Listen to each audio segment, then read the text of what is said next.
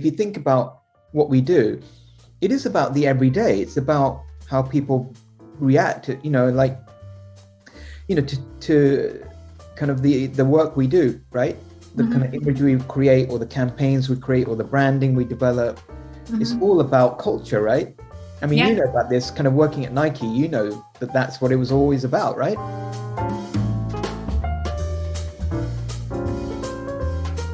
Welcome to the second episode of the Marketing Meeting channel. My guest today is Balwant Ahira.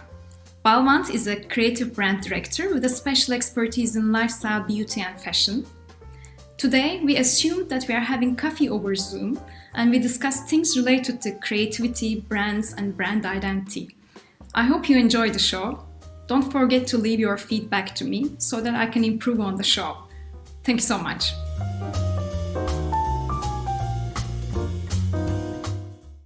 Okay, amazing. What are you having for coffee? What are you having for coffee? You're gonna have a flat white. You're gonna have a cappuccino. What are you having this morning?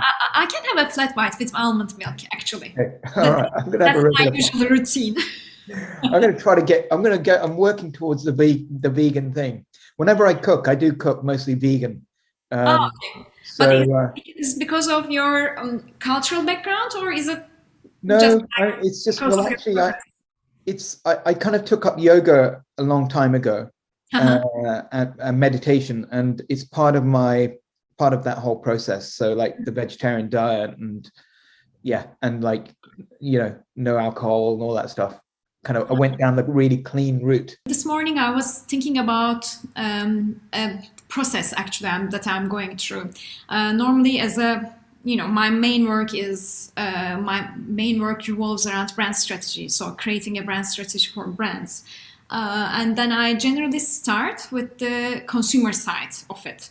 So before I deep dive into, competition, marketplace, or the essence of the brand and etc., I always start with the interviews of customers.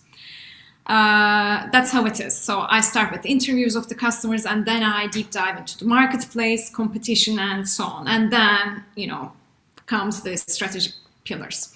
But this time for a project, I don't know why, but I decided to follow a different path.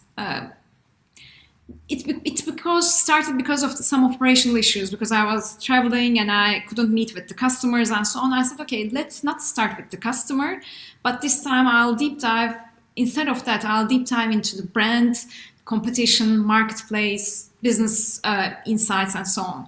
And I'll do the customer piece a little bit later. And it didn't work.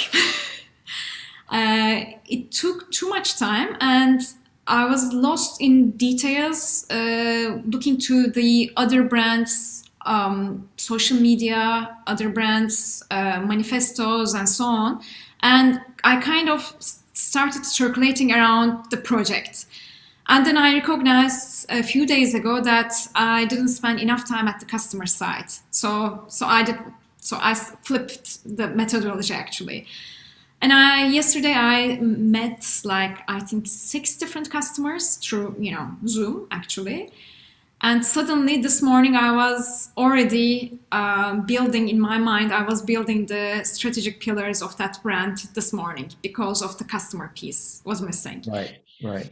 So, and then I said, and yesterday I was also dreaming about it. Yesterday I found myself waking in the middle of the night thinking about, okay, we should approach this from here, from there, because that I did enough of the customer insight sessions yesterday, because I was able to get the necessary data from those interviews. So, for example, that's an important sharing from my side. I generally start with customer side, and that's how it goes for me.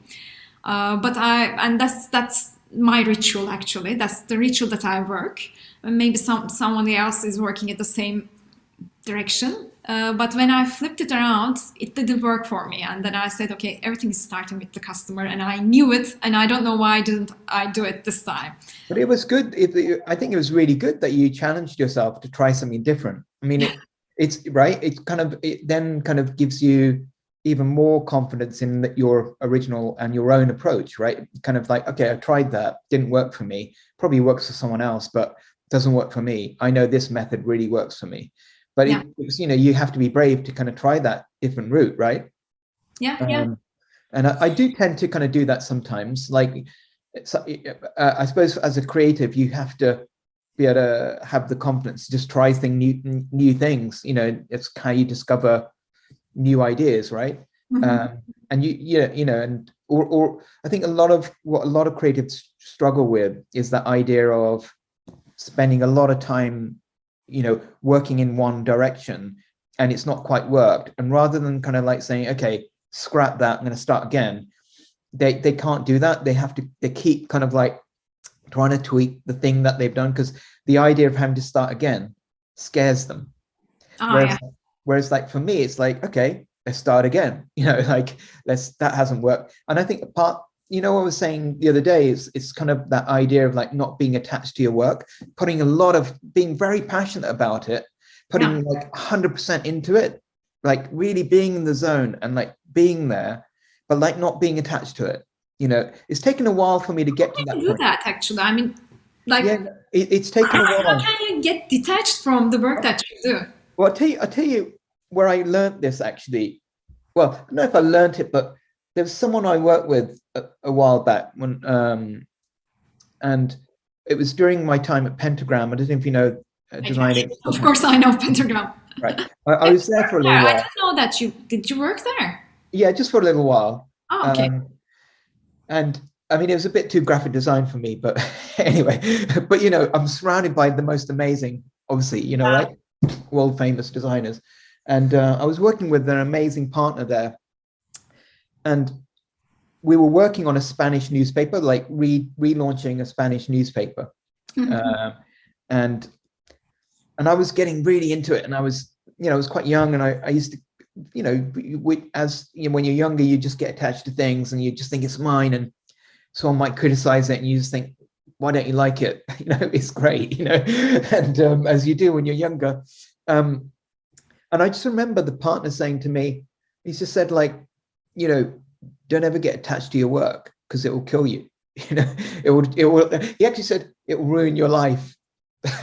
And he said, because it ruined mine, or something like that. And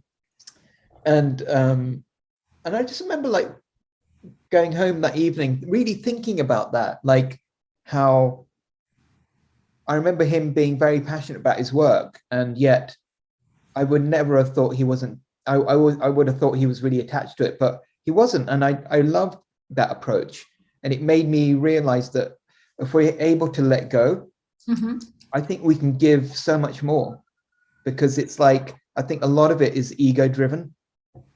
That idea of attachment, a lot of it is ego, right? And it's like, it comes back to the thing we were just talking about kind of yoga and kind of all these things. It's like, and I think it's that element of letting go. So the ability, so it's taken a while, but definitely I feel liberated, to be honest with you, to be able to like not be attached. I mean, it's like when I met oh gosh, always forget his name. Our friend. Huh? No, our friend, the jewel. Murat. Yeah. I remember, talking to him, and I don't think he'd ever met anyone like me, like not a creative like me, because I was talking about his life and about his father and about history, and he was, I think he just thought I was going to just talk about design and creativity, and I didn't care about that stuff, and I just remember, he was saying to me, well, we have someone else we're talking to, as well, and I said, that's great, like you should work with her, because I think, and if he, and I think he was kind of quite surprised, like I wasn't trying to pitch myself, it was like, because at the end of the day, it's like, the way I kind of see it is, if I was a founder of a brand, I wouldn't choose an agency based on just purely based on their portfolio. It'd be based on their personality. It'd be based on, will I be able to have a good relationship with these people and go on a long journey with these people, and enjoy it, right? Because the work we do, well, like, it's my brand, so I'm going to make sure it's going to be great, right? And I'm talking to agencies or designers or creatives or, textile experts, who are just going to be great at what they do, right? And together, if we go on a journey and we enjoy it, I'm sure we'll produce something really magical, and like, so for me, has always been my approach. It's like, I'm not competing against anyone. I've never felt that, like if I'm in a room with a bunch of other creatives and some of them have probably done, have won all kinds of awards, maybe, won your Cannes award and your D&AD awards and your Oscars. It doesn't intimidate me at all, because ultimately it's like, that's just like an opinion, and I can only do what I do, and I don't really want to do what anyone else does, because I can't do it. I'd fail, so it's never been like that for me. Competition has always been like, if someone feels like, there are other designers or other creatives they're working with, I always kind of say, like, you should definitely work with them. And if you get stuck, then let's have a conversation.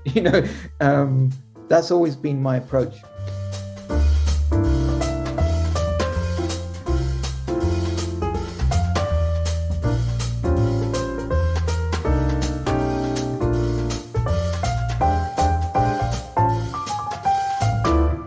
What is it that makes us like things at a certain time, and what is it that we didn't like it before but we like it now? And a lot of that's down to like what's happening in the world, the way people's mindsets are changing in society. Something might have happened and that's kind of changed people's outlook of how they see things, and I think so if you try to stay tapped in to what's going on out there, that really helps. That kind of basically allows you to think in the same way as you thought when you left college. That kind of very clear way of thinking, of like, you're open to everything. You're not kind of like, well, this is what I like, and that's all I like. It's like you're open. Do you know what I mean?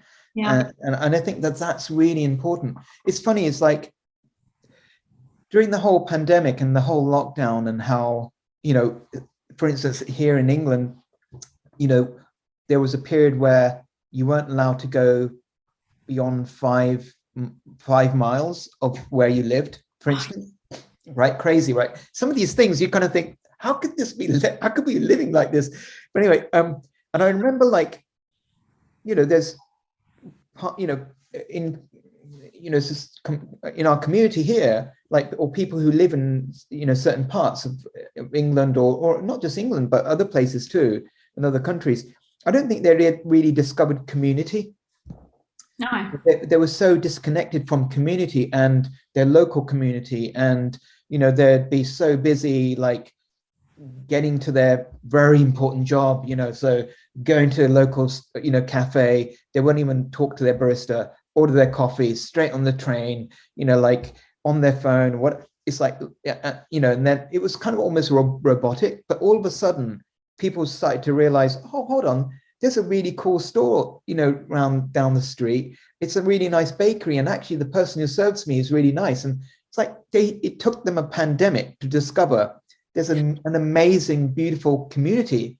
Do you know what I mean? And the thing is, it's crazy. And the thing is, like, for me, community has always been important. It's and like some of the conversations I have where you just kind of talk to someone in a local store, it's just way more, I don't know, kind of insightful sometimes. And going to some kind of business kind of conversation, kind of boardroom presentation, it's like, I don't know. I mean, and I think you have to be really open, right? And then the creativity doesn't come, sitting at the house or sitting in meetings, discussing, okay, what does the customer do? Just like treating them with just like a special species living somewhere.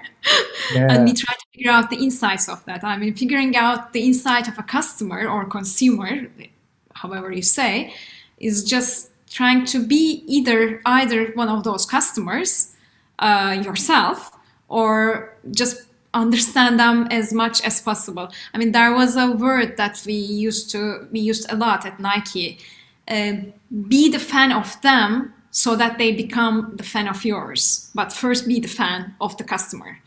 So I always put it that way. Either be the customer yourself. So if you are going to sell running shoes, then run. Indeed, just go out and run Live a it. marathon, Just live it, a yeah. half marathon. Otherwise, you're not going to understand it. Or if you're not running a marathon, you run maybe shorter distances, but you get to know the customer really well. I mean, just be their fan so that you understand their world. Otherwise, it's not going to come sitting in front of a laptop or sitting in a meeting trying to figure out the insights of a species that you're interested, right? 100%. And then, I think the other thing is like things that really inspired me in my career, in that, because it sounds like you had an incredible time at Nike. You probably learned a lot, right? Yeah. Especially looking through the eyes. I mean, putting the customer first was something that I learned a lot. I mean, everything was starting with the customer. Yeah. No, I mean, and it's interesting, isn't it? You go into a brand like that, how life-changing it is and how it makes you learn a lot about yourself, doesn't it? And develop, your own kind of skills, etc. But I think what's helped me is like when I've worked a lot with founders, it's kind of really interesting just the way they tick and the way they think. And I think that some of the best ones are the ones that, they don't let anything get in the way of their vision. You know what I mean? They won't even let targets blur their vision, and that's a beautiful thing, that it comes to a point where, it's almost like the integrity of what they uphold as a brand vision is way more important than anything. And that's the ones that I think succeed and continue to succeed and continue to inspire and everyone else. I think that's really important, because it's like it's very easy for a founder or for someone leading a brand to just get just kind of become distracted by targets. Whereas if you always keep them back in your mind, okay, well, my vision is this, and like I'll give you an example. I remember once we interviewed a guy called Terry Jones, who was the founder of a magazine called ID. And ID always kind of, the most amazing thing about ID magazine, it's like the branding is just incredible. It's just like a girl winking, right? That's what it is, right? I mean, you could remove, and he actually even talked about this, that he was at one point was going to even take the word ID off. So it was just a picture of the girl winking, right? Or the guy winking. That's how powerful that brand is. Right? And then you always used to say, like I kind of set myself quite a difficult task, because every month I had to think of a new way of creating a fresh new image of a girl winking, but he said that's what kind of kept him excited about the thing, was because it was a challenge every month. But anyway, I remember him saying to me, he goes, I know that I could sell 3 times more copies of ID magazine if I put cover lines on the magazine, so they always have one word on the cover, and he said so because he did like a test. So he kind of did this test where they did this whole issue on like the sex issue, right? Okay. And which sells. Right. And he got his editor at the time to just kind of like pull loads of cover lines from tabloid newspapers, like sex cover lines from tabloid newspapers, broadsheets, magazines, and I think they just covered it with loads of these kind of headlines to do with sex. And he said it was one of the biggest selling issues. So he knew, like, okay, if all he cared about was making loads of money and hitting all the targets and going past his targets, he knew what he had to do. But he was never going to do that, because it would go against his, you know what I mean? His vision and what he stood for, and in the integrity. And I think these are things that are really important to me. is that the integrity of like of what we do. And I talk a lot about culture because I think it's, you know, we live in a world where everything's kind of more open now and everything's accessible. You know, once upon a time, you know, traveling many years ago was difficult and was only for the very rich, you know, and like now anyone could go anywhere, right? And everywhere's accessible. So culture's become a very mixed thing, you know, like we live in very mixed culture, especially in big, you know, cities where it's beautiful. It's like very diverse. And I think that it's about understanding other people's cultures is so important, and not being offended by if this one culture sees things in a different way than other cultures. I think that's really important. And and that's why I really love when I go to other countries and I'm traveling, you know, I like to kind of meet people and I like to kind of understand or you know, and like find the community and kind of really discover it a bit as best I can. The beach will be the last place I go. Yeah, I know. Yeah, when you go to a holiday, you don't hit the beach, but you hit the beach maybe if you have any time at the end of the journey, right? Yeah, when you light up that cigar. Yeah, I think it's the curiosity about other cultures, other people's lives, and being as objective as possible, as you said. It all sparkles the creativity, as far as I put it that way, because I mean, like, if you're not objective, then it's going to be your idea. If you cannot you know, immerse yourself in the other culture's life, other communities' life, you don't get it. I mean, then it's only Balwant Ahira's perspective, right? Not perspective, Balwant Ahira's wish or needs.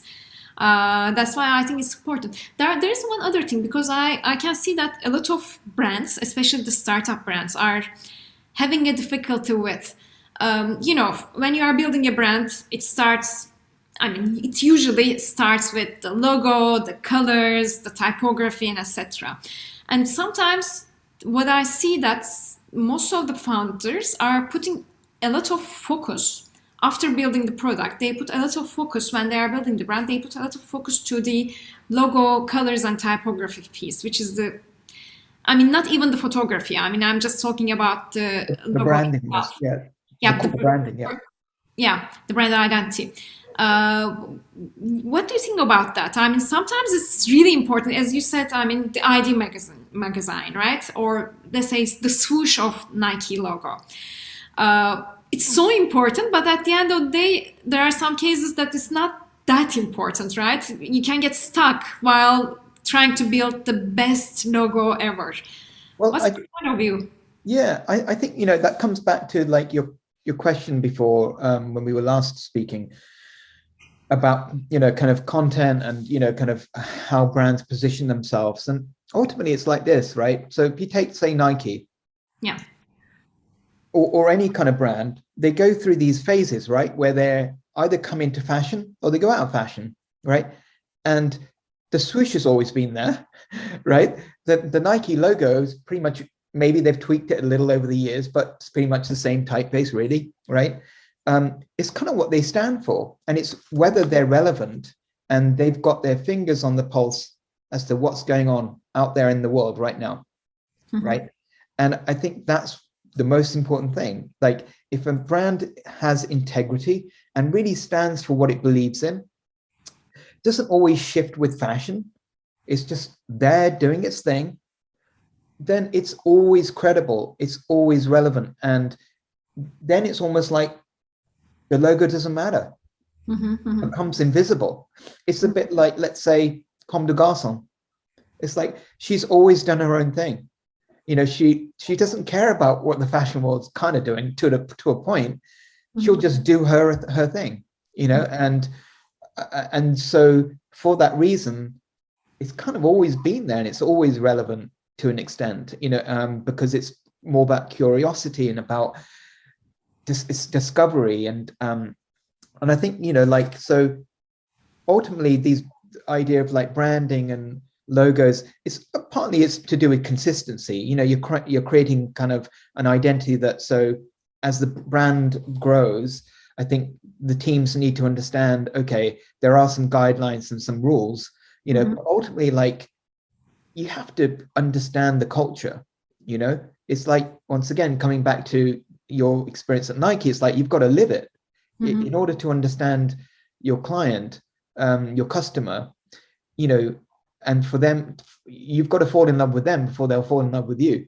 You know, exactly. So it's the same thing. It's like, so that's my thing. It's like, so you're kind of creating a kind of visual language that people can follow globally, as in within a brand. But ultimately, the most important thing is the brand's values and their pillars, what they stand for, and because that has way more strength.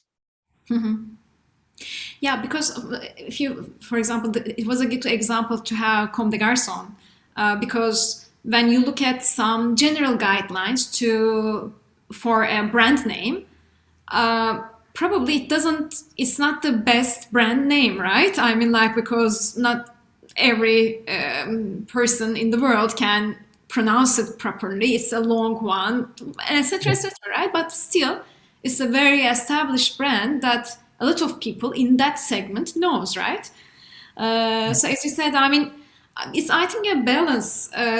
It's important, but at the end of the day, that logo is made through the history. I mean, like, that logo maybe doesn't make any sense 20 years ago, but as they built some identity and attitude behind that, then it started to matter, and it has a heart in people's mind. 100%. Maybe it's not the best logo visually or artistically, or it's not the best logo that stands out in the digital space. But then, I mean, so it's like a very sweet balance, I think. I mean, because sometimes I see some of the founders spending too much time trying to nail the logo piece, that things get stuck, really. I mean, that's how I see. But then I try to tell them, okay, this is important. At the end of the day, the colors that you pick now, the color palette, the logo, the typography, typeface is important. But there is a time that you need to move on. I mean, you need to move on building the other pillars of brand identity, right? Yeah, it is about the attitude is really important, what you stand for, the values, because actually those will also influence the look and feel of a logo and the colors you use. You know, so if you've got a very strong idea and a strong kind of concept for a brand, that definitely will influence the way the logo ends up looking. And it should. You know, you shouldn't have a logo that has nothing to do with what you stand for, because then it's just like, what? It's just a piece of design. Yeah. Like, you know, 5-year-old kid could do that. It's like, yeah, just get the kids in the nursery to do your logo. You know, it's like, I think that's why I find it always bizarre that there are founders who get so, like, you, to your point, they get so obsessed by this thing. You've got to do the logo. It's got to be, well, without even really thrashing out, what do we stand for? What are our values? You know what I mean? And that's what, so, you know, that was my approach with even the project we were working on, was like, okay, what does he stand for? What is his history? What, you know, I want to understand his journey and where he's going, because that would have then definitely kind of made me design a certain look and feel. And in some ways, like, you know, we were talking about the Burberry logo last time, and my thing was like, I mean, it's, you know, it's a fine, nice piece of redesigned logo, you know, designed by Peter Saville. He's a great designer. But, you know, like, to be honest with you, I just think, like, does the customer really care? Like, you know, if they had kept that original logo, maybe tweaked it a little if they feel they needed to, and all they did was see the new product that they're doing now, and they have been doing for the last few years, and the way they're shooting the campaigns and the attitude and what they stand for as a brand, the logo, the original logo, would have still stood up. Do you know what I'm saying? Yeah. It's like, exactly. And I know I'm kind of doing myself out of a job here, you know, that, because that's part of what I do is design, you know, do do branding, partly what I do. So you have a product and then you are building a brand out of that product, right? We always think that creating the logo starts first. However, it looks as the first step, but the first step is actually but understanding your identity, right? Who are you as a brand? Because I always give this example. For example, this jacket can look nice on me. I don't know if it looks nice or not. It's not only because of my body shape or the color of my hair and so on, but it's about how I use it. Yes, I use it like this, the attitude that I'm wearing, or maybe I'm just using it in a different way.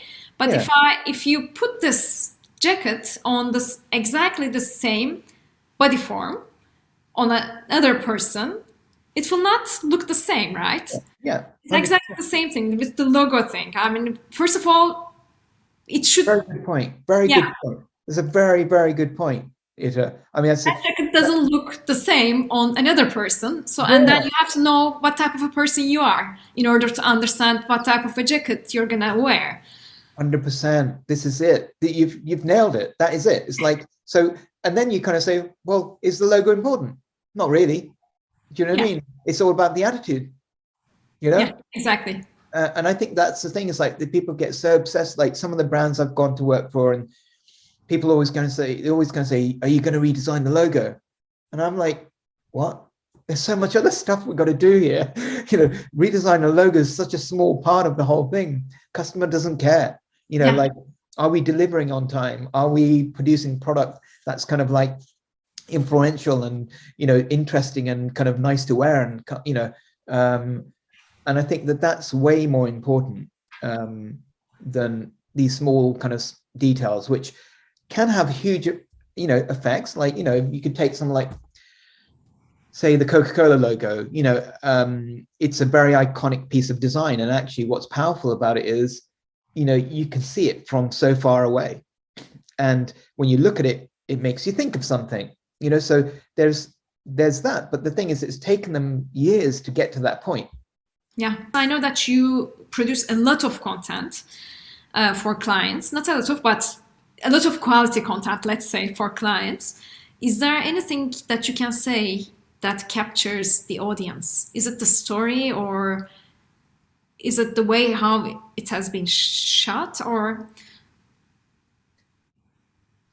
Yeah, I'm just trying to think. I think a lot of it's just down to kind of the feeling you create, and if it's genuine, people will connect with it.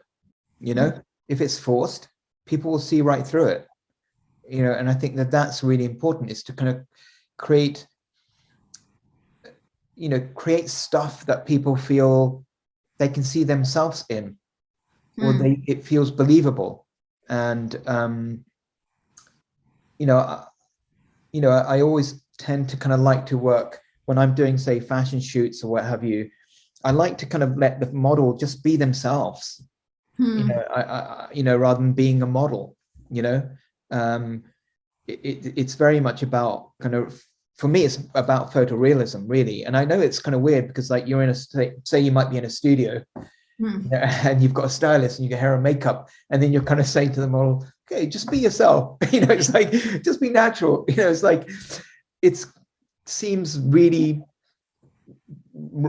how can that even possibly be? How can you even possibly do that? But I think you can create an atmosphere where he or she feels like, okay, I can just be the character that I am. Like, I can put that jacket on that it is wearing, and I'm just going to be me, rather than I'm going to be that person that's on the mood board that they've got on there, and I try to do that, because then that way the performance they'll give you will be very real.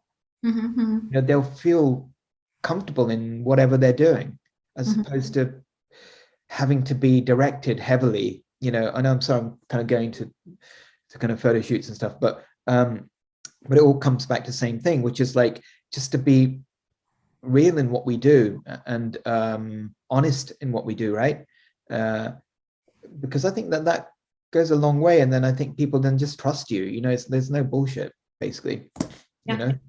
I think sometimes some people can find that very uncomfortable. It's like, you're trying to be really real, and they're not used to that. They're like, oh, but we've got to follow this system, and shouldn't we be doing this? And it's like, just like, we're not saving lives. I mean, I've worked in newspapers where I've sent journalists and photographers out to war-torn places thinking like, are they going to come back alive?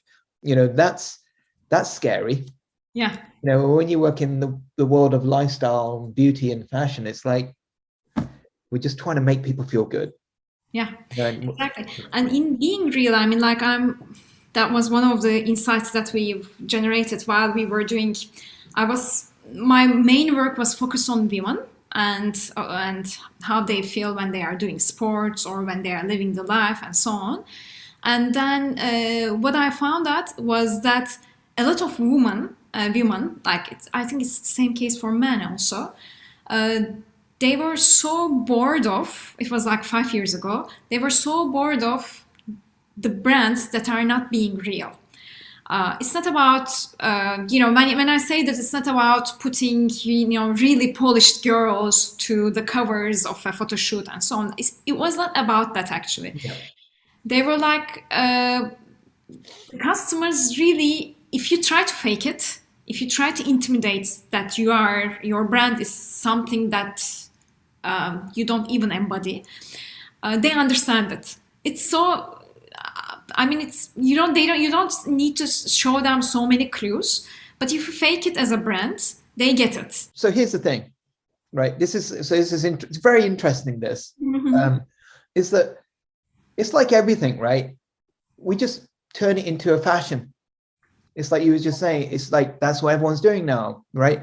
Whereas actually, it's just an attitude. There are people who've just been doing that their whole career. Now, if you look at, say, I don't know, let's take a very kind of big name like Jürgen Teller, right? His photography, he's always shot like that kind of photorealism, to the point that he'll take someone who's so beautiful, probably one of the most beautiful men or women, and he'll just make them look raw, like normal, like anyone else walking down the street, like, rather than some big iconic actor, he'll just make them look like anyone else. And that's down to his idea of just being honest and true, right? Yeah. And so sometimes what happens is like, so I think with this thing, with the kind of realism and this idea of like not making it look glossy and making it more real, that just comes down to like how people are consuming now, and have been for the last, more than several years, but has become more of a norm to do with like tech and how apps have become very much part of our lives. That, we just see stuff on Instagram or TikTok, and it's like just, people just messing around on, in their living room or in, wherever, and they just shot something on their phone and they've shared it, and it started like that. They'd share it with their friends, and then it become like, a friend would share it with someone else, and then all of a sudden everyone's doing it, right? Yeah. And then so what happens is brands then kind of think, oh wow, that must be the next thing. Yeah. We all must do this, right? So let's now create a template where we have to do this because this is what our customers are going to like, right? Yeah. And the thing is, the integrity is gone, because basically the whole idea of that concept was based on someone just having a bit of fun, shooting something on their phone. It's really real, it's really raw, and it's like they're just sharing it with some people they like or they know, right? And I think that's the thing with brands, is like, I think the best brands, or like the brands that I think will have longevity and influence for a very long time, and they might come in and out of fashion, but they'll always be with us, are brands that don't follow that shit. They just they're just tapped in, and they have a very strong kind of concept of where they sit within the world. And sometimes people will notice them and start to copy them. Sometimes they'll just think, oh, like, you're so, last year, but these brands, they don't care. Yeah, exactly. They just do their thing, and yeah. It's about the trends, I think, and also generalization of ideas, rules, of doing business, right? Because there's always like, okay, there's a trend, for example, as I mentioned earlier, which I'm gonna probably cut from the edit, that when there used to be a trend to use, for example, real supermodels that have the best bodies, you know, best photo shoots and so on, and best photoshopping as well. That was a trend, and there were most of the brands were following that trend. And then there was the trend of, okay, let's be real. We need to be true to the customer. So let's go really raw and let's not do any photoshopping at all. Let's show the really ugly side of our bodies and so on. If you do it intentionally, if you show the ugly side of our lives intentionally, just in the sake of being true, it doesn't work, right? Well, it's like watching a depressing sitcom. Yeah. Do you know what I mean? It's like, yeah. Yeah, I mean, I'm just trying to say, if you follow this type of things as a trend for the sake of following the trends, it doesn't work. Doesn't work. Because, I mean, for me, I mean, personally, I don't want to see the ugly bodies or ugly faces every time, you know, when I'm watching a movie or when I'm looking to a piece of photography and so on. I mean, it's not the case. Well, it's just as disingenuous or just as dishonest as going the other way, because all you've done is you've just turned it into a style. Yeah, you know exactly. For example, Victoria's Secret is doing that. It's trying to shift its the brand image from using the supermodels with perfect bodies to, you know, being more equal, to more towards more diversity and so on. But they are now doing it in a very little time difference. I mean, like within a year, they shifted the brand from this to that. And I don't like some of those, really. I mean, it doesn't look true to me, actually. How can that be? And it's an art, actually, to embrace that change within a brand and within the trends. I mean, which trends to follow is something really unique to each brand, I think. Some of the trends you have to follow, and you have to, but while you are following that trend, you need to figure out the way and attitude that you are going to embody as a brand.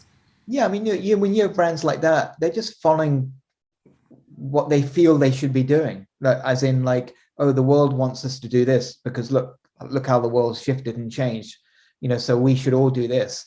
It's a bit like, you know, during the whole pandemic and we, you know, with the kind of George Floyd and kind of Black Lives Matter, and all of a sudden all these brands were like, oh, we got to have a black face, we got to have more black models, oh, we need more diversity in our brand. And and it was almost became a bit tokenistic, you know, kind of embarrassing almost. And there are still brands that kind of doing that. There are brands that wanted to do it for a long time, but I think because opportunities haven't been presented to minorities as much, they weren't there available for those jobs, right? But so although maybe those opportunities have opened up a little, what we have to remember is it's like, you know, it shouldn't be forced. It should come naturally. Like it's like living in a city, right? We're just surrounded by so much diversity. It's partly why I love living in cities, is because for me, it's like I learn so much every day from just seeing different people, different types of people, different communities. And I love that. The texture of that, for me, is what defines life, you know?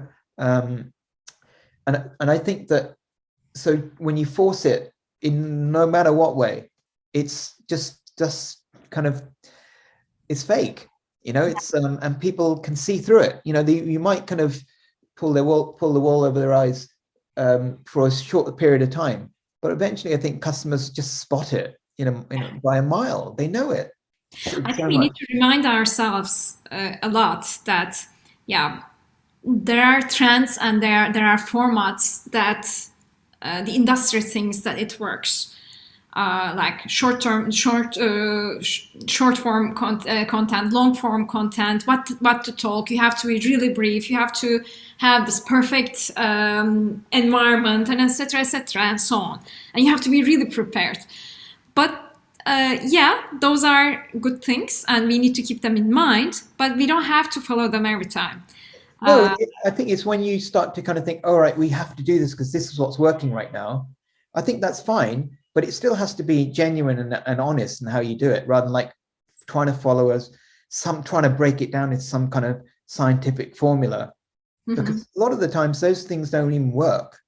It has to be real, it has to be really genuine, I think. That's what I think anyway. I feel that, brands will kind of say like, oh yeah, we did this, but it didn't kind of work. Don't know why. It's like, well, maybe you just overthought it. Maybe you just kind of just did it, and it's a lot of things. Just people just take things and they just follow what's fashionable right now, rather than like thinking, well, is that relevant to what we're doing as a brand? And I always remember so many things about some of the people I've worked with in my career and how they've inspired me, and they've inspired a whole generation of people because they just followed what they believed in. I remember during my time in newspapers, I used to work with quite a few of the Magnum photographers. And these guys, they live on another planet. Their way of like thinking and seeing the world is very different. And I remember I was working with one photographer, and he's a very famous photographer, and he used to just shoot black and white. He never shot color, right? And then one day he picked up a camera and put color film in there, and he never looked back. And the way he saw color was like a child. Like red was really red, yellow was really yellow, green was really green. It's like the first time he'd ever seen color, right? That's what his pictures were like. And what happened? People saw his images and they turned it into a style.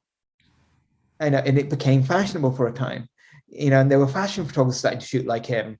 And, whereas it was just his personal journey. And he still shoots like that. Like an innocent child seeing color for the first time. And I feel that if we can approach our work that way, in that really genuine way, that's honest, I think people can connect with that.